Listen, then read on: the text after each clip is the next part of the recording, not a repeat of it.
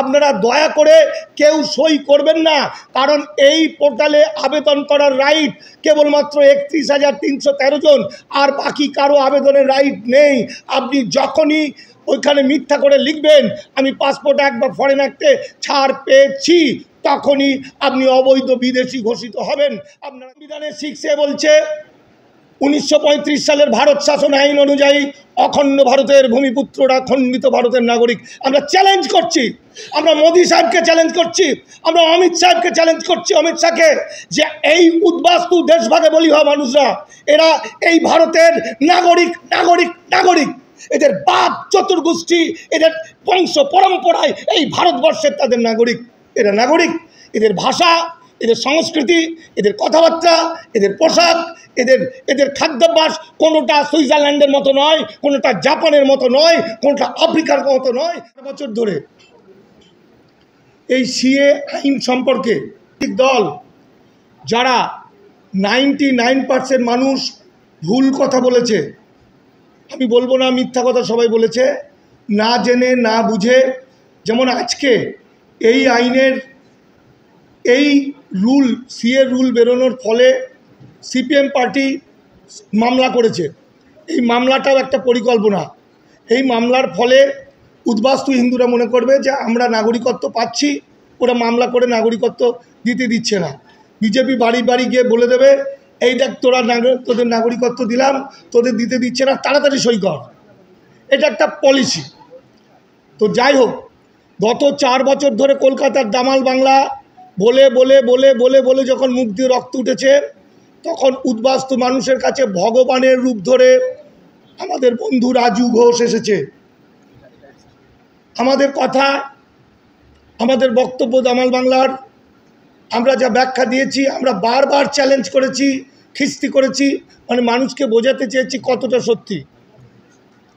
তো শেষ পর্যন্ত যখন কাউকে পাইনি, তখন হঠাৎই রাজু ঘোষ এবং Sujoy ex military ex CRPF Sujoy Cobra, ওরা দুজন এসে আমাকে বলে যে মানিকদা, যা অবস্থা তাতে বাঙালি জাতিকে বাঁচানো আর যাবে না, কম করে 5 কোটি বাঙালি চিরকালের জন্য শেষ হবে, যাযাবর টাইপের হয়ে যাবে। তো এদের জন্য আমাদের জীবন বাঁচি থাকলো, যত টাকা লাগে যা লাগে আমরা এদের বাঁচানোর জন্য শেষ চেষ্টা করে যাব। এই বইটা, এই বিষয়টা নিয়ে এক অর্থে আমার রিসার্চ, 6টা বই আছে এই বিষয়ের ওপর। এই 6টা বইয়ের মধ্যেই যা যা চেঞ্জেস আসছে সবগুলো ধরা আছে। এই বইটা 1 লাখ কপি রাজু ঘোষ নিবেদন করছেন, মানে রাজু ঘোষ এই 1 লাখ বই জনগণের স্বার্থে ব্যবহার করছেন। কোনো সংগঠন, সে যে পার্টিরই হোক, বাঙালিকে বাঁচাতে যদি বই চায়, তাহলে রাজু ঘোষের অফিসে ফোন করলে এই বই তারা পেয়ে যাবে। এই বইটি প্রকাশক গ্রামের মাটি পাবলিক চ্যারিটেবল ট্রাস্ট, একটা ট্রাস্ট প্রকাশ করেছে। এই বইটির মধ্যে যে ভয়ঙ্কর যে তথ্যগুলো আছে সেটা হচ্ছে, যেটা রাজু আপনাদের সামনে অত্যন্ত সুন্দরভাবে আইনগুলো বলেছেন, কিন্তু ঘটনা হচ্ছে, আমি একটা দুটো কথার মধ্যে বলতে চাইছি। 2003 সালে আমাদের উদ্বাস্তু মানুষদেরকে ইল্লিগাল মাইগ্রেন্ট ঘোষণা করেছে বিজেপি সরকার, এনডিএ অটল বিহারী বাজপেয়ী। তিনি একা গায়ে দোষটা নিতে চাননি, তিনি একটা কমিটি করেছিলেন। সেই কমিটির সেক্রেটারি ছিলেন সিপিএমের স্বদেশ চক্রবর্তী। সেই কমিটির 62 জন এমপি স্বাক্ষর করেছিলেন। সেই কমিটির সভাপতি ছিলেন প্রণব মুখার্জি। যদিও সেই কমিটিতে না থাকলেও সেই এনডিএ গভর্নমেন্টের মধ্যে মমতা ব্যানার্জি একা ছিলেন, যে কারণে মমতা ব্যানার্জি দায় এড়াতে পারেন না। কিন্তু শ্রমিক কৃষক মেহনতি মানুষের পার্টি সিপিএম, তারা আজ যে গতকাল মামলাটা করেছে, এই মামলাটাও বিজেপিকে জেতানোর জন্য এবং উদ্বাস্তুদেরকে ধরার জন্য করছে। তার ডকুমেন্ট এই বইগুলোই আছে। আমি সিপিএম কেন বলছি, যেহেতু এরা বিরোধী, এই আন্দোলনটা ছিল বিরোধীদের। কেন্দ্রের আইন রাজ্য সরকার মানতে বাধ্য, এটাই আইন, কিন্তু বিরোধীরা এক হয়ে এটা বাঁচাতে পারত। গত 4 বছরে আমি মোহাম্মদ সেলিমের সঙ্গে 5 বার মিটিং করেছি আলমগীরউদ্দিন স্ট্রিটে গিয়ে, তাদের কাগজপত্র দেখিয়েছি। সবচেয়ে মারাত্মক, সিপিএম একটি পুস্তিকা বার করেছে যেটার নাম এনআরসি, শ্রমিক লাহিড়ীর লেখা গত 2 বছর আগে, যেটা সম্পূর্ণ মিথ্যা কথা। উদ্বাস্তুদের ভাওতা দেওয়া হয়েছে। সেখানে বলা হয়েছে এই আইনে উদ্বাস্তুরা সবাই শরণার্থী হয়ে গেছে, তারা নাগরিকত্বের আবেদন করতে পারবে। কয়েকদিন আগে সুজন চক্রবর্তী প্রেস কনফারেন্স করে বলেছে সবাই আবেদন করতে পারবে, কিন্তু কারণ এরা শরণার্থী হয়ে গেছে। আজকে এইমাত্র আমার কাছে একটা বই এলো সিপিএমের, তারাও লিখেছে আবেদন করতে পারবে, তারা শরণার্থী হয়ে গেছে। এই টোটালটা মিথ্যা মিথ্যা মিথ্যা। তার কারণ ভারতের আইনে শরণার্থী নেই, শরণার্থী আন্তর্জাতিক আইনে আছে। ভারত 1951 সালে জেনিভা কনভেনশন শরণার্থী উদ্বাস্তু কনভেনশনে সই করেনি। ভারত 1957 সালের উরুগুয়ে প্রোটোকলে সই করেনি। অর্থাৎ ভারতের আইনে আছে নাগরিক আর ইল্লিগাল মাইগ্রেন্ট, নাগরিক আর অনাগরিক। রোহিঙ্গারা বা এই উদ্বাস্তুদের থেকেও অনেক উঁচুতে আছে। তার কারণ রোহিঙ্গারা হলো আন্তর্জাতিক আইনে শরণার্থী। 71 সালে মুক্তিযুদ্ধের সময় যারা এসেছিল তারা ছিল আন্তর্জাতিক আইনের শরণার্থী। তারা যারা ফিরে যায়নি তারা ইল্লিগাল মাইগ্রেন্ট হয়ে গেছেন।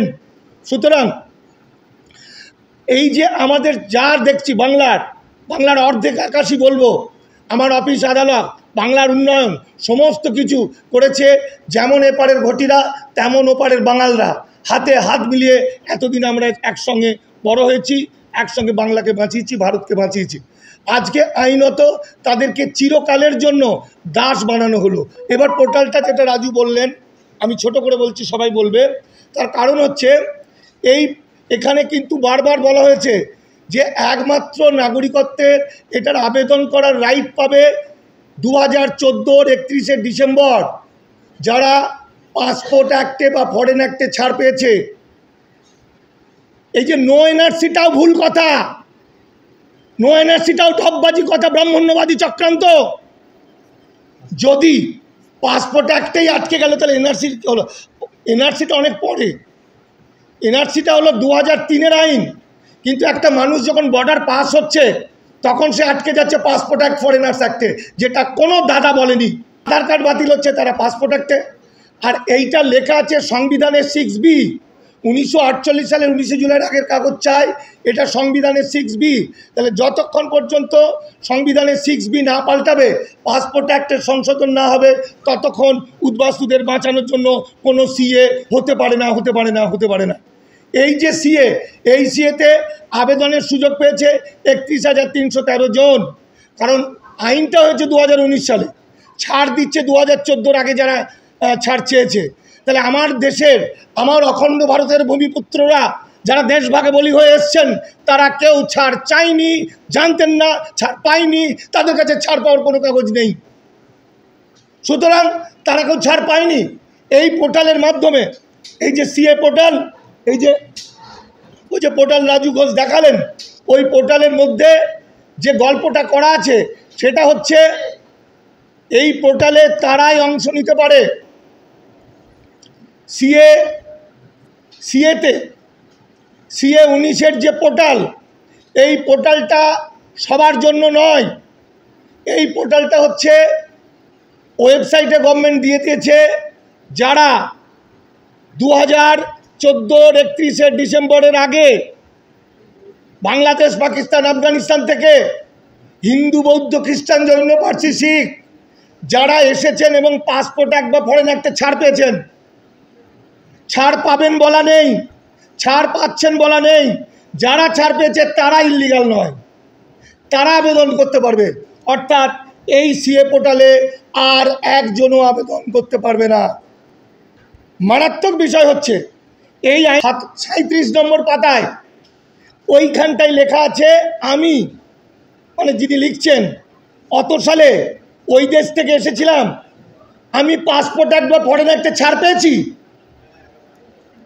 আমি ছাড় পেয়েছি, এত সালে ছাড় পেয়েছি, মানে পুরো মিথ্যা কথা লিখতে হচ্ছে, তলায় তার নাম সই করতে হচ্ছে হবে। তো সেখানে লেখা আছে আমি মিথ্যা কথা বললে আমি শেষ। তার কারণ যখনই সে মিথ্যা কথা বলল তখনই সে অবৈধ ঘোষিত বিদেশি হয়ে যাচ্ছে, তাই তো? তার কারণ হচ্ছে রাজু ঘোষ আপনাদের সামনে বলেছেন, জয়েন্ট পার্লামেন্টারি কমিটি রিপোর্ট বলছে ভারত সরকার পাসপোর্ট অ্যাক্ট বা ফরেন অ্যাক্টে ছাড় পেয়েছে মোট 31,313 জন। তাহলে 31,313 জন পেয়েছে, কোথা থেকে জানলো? ভারত সরকার তার তথ্য পরিসংখ্যান থেকে জানলো, তাদের কাছে রেকর্ড আছে। তাহলে যখনই 31,313 জনের পরে পশ্চিমবঙ্গে আরও 50 লাখ বা 1 কোটি লোক সাইন করবে বিজেপিকে দিয়ে, তখনই তো তারা ধরে ফেলবে এগুলো সব ফলস। যারা সই করেছিল তাদের ডিটেলস গভর্নমেন্টের কাছে আছে। অর্থাৎ এই আইনে, এই পোর্টালে সই করলেই সে বিপদে পড়ে যাবে। সই করলে কি হতে পারে দেখে নিন। এটা, এই বইটা আমার লেখা।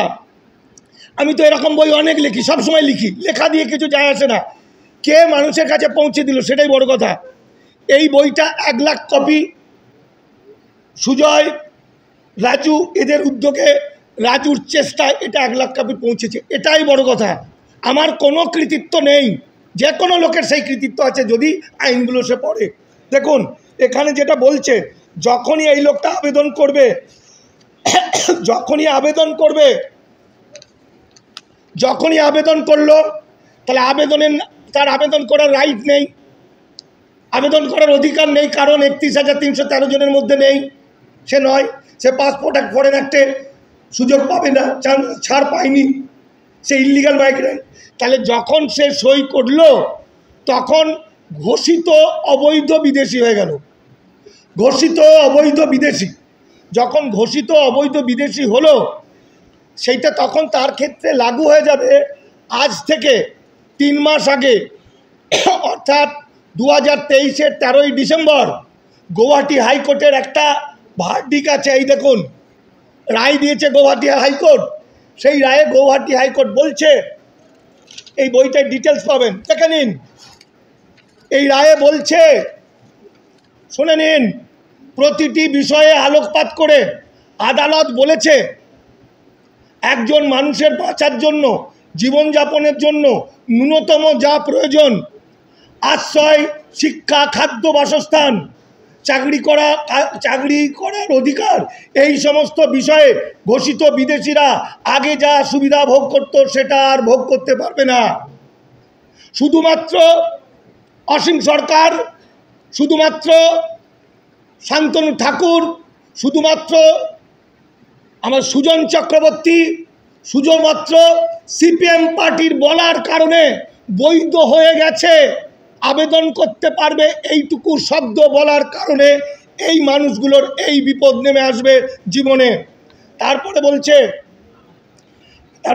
বিদেশিরা, আচ্ছা বলছে এই সব ঘোষিত বিদেশিরা তাদের আধার কার্ড, প্যান কার্ড, পাসপোর্ট সহ বিভিন্ন সরকারের নথি সব গভর্নমেন্টকে জমা দিতে হবে। তাহলে মানুষটা বাঁচবে কী করে? পাসপোর্ট, ভোটার কার্ড, আধার কার্ড, ইন্ডিয়াতে পাওয়ার সমস্ত সার্টিফিকেট তাকে জমা দিতে হবে। তাহলে এখন বাঁচার রাস্তা কোনটা? বাঁচার রাস্তা আছে, গ্যারেন্টি। বাঁচার রাস্তা হচ্ছে সংবিধানের 6A, যেটা রাজু বললেন। সংবিধানের 6A বলছে 1935 সালের ভারত শাসন আইন অনুযায়ী অখণ্ড ভারতের ভূমিপুত্ররা খণ্ডিত ভারতের নাগরিক। আমরা চ্যালেঞ্জ করছি, আমরা মোদি সাহেবকে চ্যালেঞ্জ করছি, আমরা অমিত সাহেবকে চ্যালেঞ্জ করছি, অমিত শাহকে, যে এই উদ্বাস্তু দেশভাগে বলি হওয়া মানুষরা, এরা এই ভারতের নাগরিক নাগরিক নাগরিক। এদের বাপ চতুর্গোষ্ঠী, এদের বংশ পরম্পরায় এই ভারতবর্ষের তাদের নাগরিক। এরা নাগরিক, এদের ভাষা, এদের সংস্কৃতি, এদের কথাবার্তা, এদের পোশাক, এদের খাদ্যাভ্যাস কোনোটা সুইজারল্যান্ডের মতো নয়, কোনোটা জাপানের মতো নয়, কোনোটা আফ্রিকার মতো নয়, তারা কোনোটা হল্যান্ডের মতো নয়, কোনো বিদেশের মতো নয়। তাই বাবা সাহেব আম্বেদকর সংবিধানের প্রথমেই লিখেছিলেন, সংবিধানের আদর্শ এবং নীতি অখণ্ড ভারতের ভূমিপুত্ররা খণ্ডিত ভারতের নাগরিক। এদেরকে আইনে ফাঁসানো হয়েছে, কায়দা করে ফাঁসানো হয়েছে।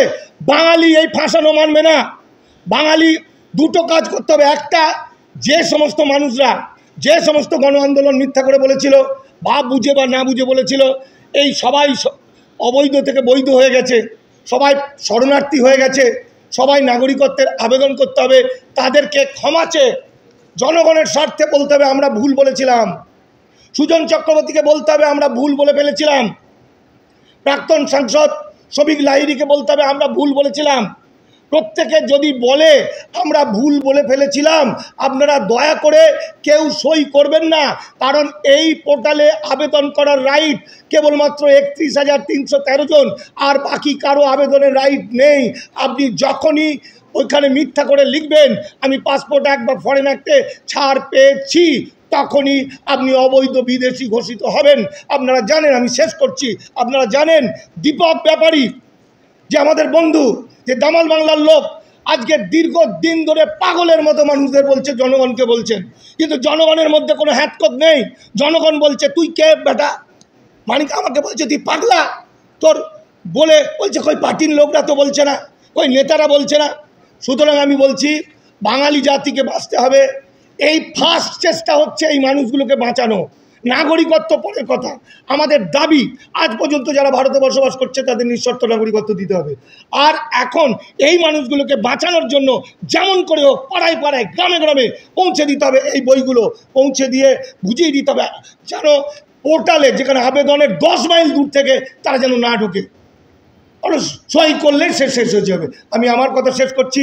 এই বইটা রাজু ঘোষ তাদের অ্যাড্রেসে সংগঠকরা ফোন করবে, লিখবে, প্রমাণ দেবে তারা সংগঠক, তারা এই বইগুলো পাবে। এবং এছাড়াও যারা এই বই কিনতে চায় পাবলিশার্স তাদেরকেও বিক্রি করতে পারে আলাদা রকমভাবে, কিন্তু মূল 1 লাখ বই রাজু ঘোষের। আমি শেষ মুহূর্তে প্রশ্নোত্তর তো সবাইকে এবার আমি এখানে এই আলোচনা শেষ করলাম। যদি কি আরও কোনো প্রশ্ন থাকে করুন আমাদের। আরে